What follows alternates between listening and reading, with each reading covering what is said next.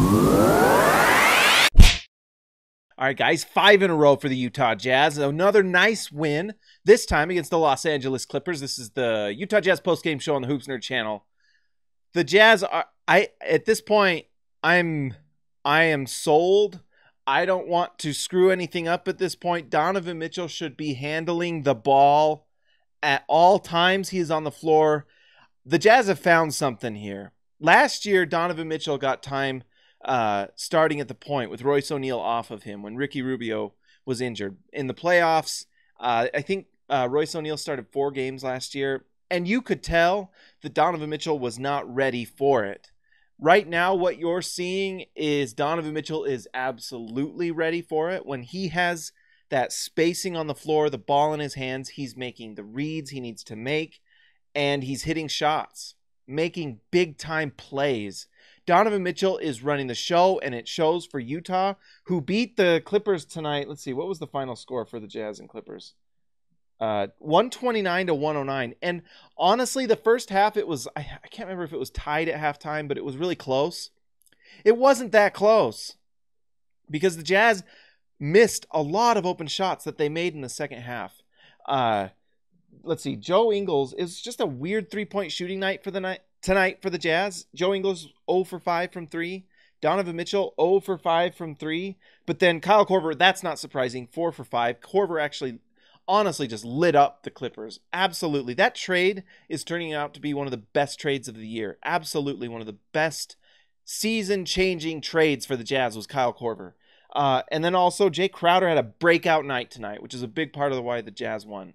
Jay Crowder tonight, 5 for 11 from 3, 8 for 15 from the field. Just a monster night from Jay, who honestly his game against against the Pistons, I felt he did great.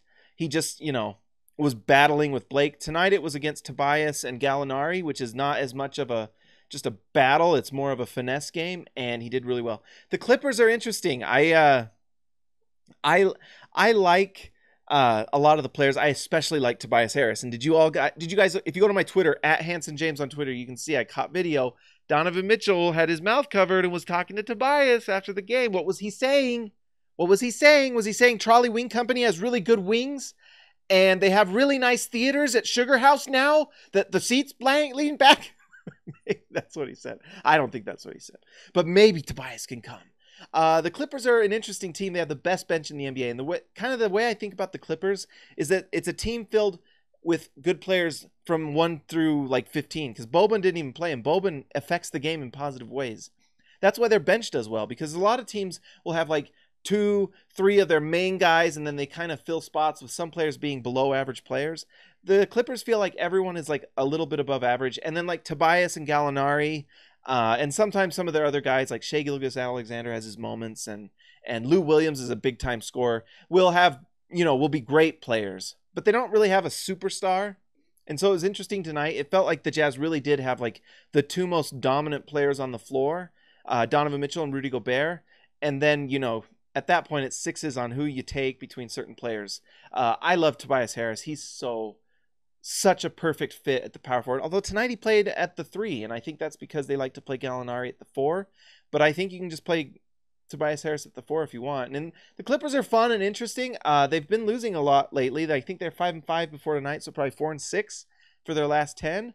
They're a team to watch. Are they going to follow the playoff picture? I don't know. We shall see.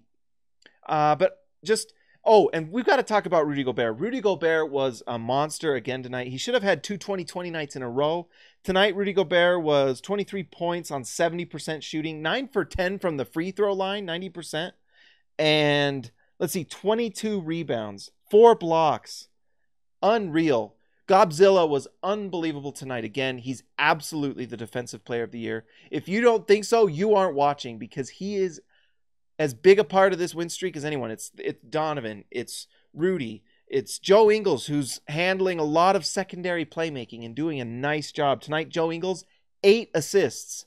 The team's just better with Joe Ingles on the floor. He's fantastic.